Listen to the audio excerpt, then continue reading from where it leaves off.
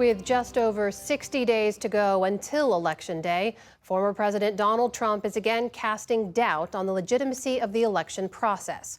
Our White House correspondent Laura Barone-Lopez takes a closer look. Lies about the 2020 election have been a key feature of Donald Trump's third campaign for the presidency. In an interview with Fox over the weekend, Trump defended his efforts to overturn the 2020 results. Whoever heard you get indicted for interfering with a presidential election where you have every right to do it, you get indicted and your poll numbers go up. Another feature of Trump's campaign, sowing distrust about the 2024 election. It's one thing I taught people. They used to think that the elections were honest and the borders were sealed. Now they know the borders are an open sieve that's destroying our country, and the elections are dishonest as hell. Joining me now to discuss this is David Becker, Executive Director of the Nonpartisan Center for Election Innovation and Research. David, thank you so much for joining. Thanks for having me. In that recent podcast interview with a former aide of his, Donald Trump said that, quote, mail voting by its nature cannot be honest. He also attacked early voting, saying, where are these votes being stored? What is your response to all of these claims? I mean, it shows you the difficulty that the RNC and his campaign are having with his message discipline on this. The RNC and his campaign are trying to encourage his voters to vote as conveniently as possible by mail or early, which many voters in this country have opportunity to do. 97% of all voters have access to early voting, and 36 states plus DC offer no excuse mail voting. Mail voting, early voting, absolutely secure. There's strict chains of custody that go around the machines and with physical security and cyber security, so people can be absolutely confident about those ballots being cast. In addition, it should be noted, Donald Trump himself won a majority of states with significant mail voting in 2016, and we didn't hear anything about mail voting after that. Mail voting has been around since before the Civil War. Trump and his allies have also claimed, without evidence, that non-citizens are voting in large numbers, are going to vote in large numbers in November. And Trump has urged Republicans in the House to shut down the government, quote, in a heartbeat if they don't get their bill that requires proof of citizenship to vote, even though it is already illegal for non-citizens to vote. What's the function of claiming that non-citizens are voting in massive numbers? Why do it? Well, they're not trying to change policy, I don't think. If they really thought this was a significant problem, if they had the evidence to suggest that, and there isn't evidence, even Trump's own allies in states like Georgia, Texas, and other places have looked for large amounts of non-citizens registered or voting, and they just can't find them. It's because they don't exist. It doesn't happen very often.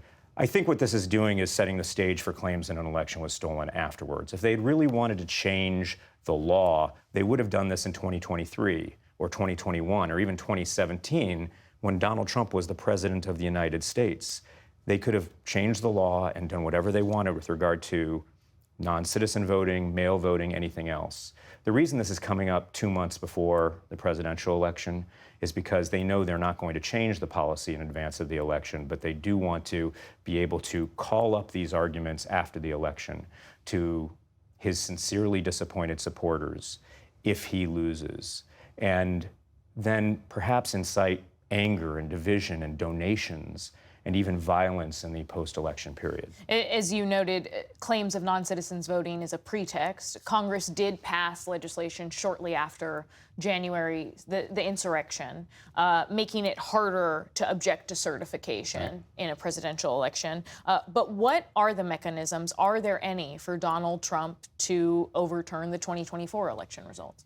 So if he loses, and it's possible he could win legitimately, but if he loses, he's almost certainly going to try. I think we can expect that regardless of what happens during the election, that on election night he's going to claim victory regardless of margins.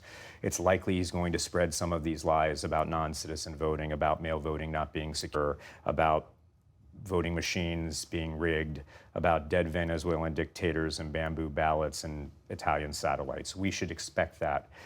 And what I think we'll see them do is, if he loses, they will start organizing activists that they've organized over the course of the past 4 years in counties all over the country as they're counting ballots, as they're getting ready to certify the election. We've seen attempts to do this at the county level in many states, Nevada, Arizona, New Mexico, Michigan, and others. by usually extremists on the right wing who are trying to slow down or stop state certification.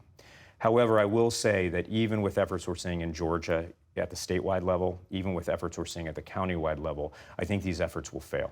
I think this is a desperate and somewhat pathetic strategy by a losing candidate to try to make it seem as if there's a legal path to stealing the election from the rightful winner.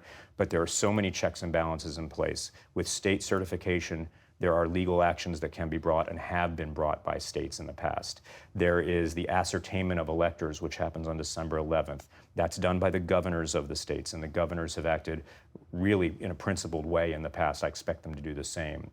Lies about the 2020 election being rigged are a hallmark of Trump's speeches, of his interviews throughout this year, throughout his campaign. But he's also repeatedly said that 2024 is going to be rigged, that Democrats are rigging it.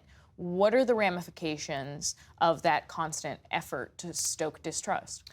For years now, we've seen public servants all over the country who've been just exhausted by constant abuse and attacks, threats against themselves and their family. These are the people who run elections. And it's happening at least as much, if not more so, in deeply red areas of our country, in areas that have voted very heavily for Trump, where the professional election officials find themselves the targets of attacks, sometimes from their own county boards, sometimes from their own county councils, sometimes from their own county law enforcement, who have ingested a constant toxic diet of lies about the 2020 election. It is corrosive to our entire democracy. Our adversaries overseas, Russia, Iran, China, are actively seeking to get us all to doubt our democracy, to doubt that democracy can work for us, and to doubt the election system that decides who leads us. And now we have domestic actors over the last several years who intentionally or unintentionally are doing their work for them. It's going to take decades, regardless of the outcome of this election, to fix that. David Becker, thank you for your time. Thanks.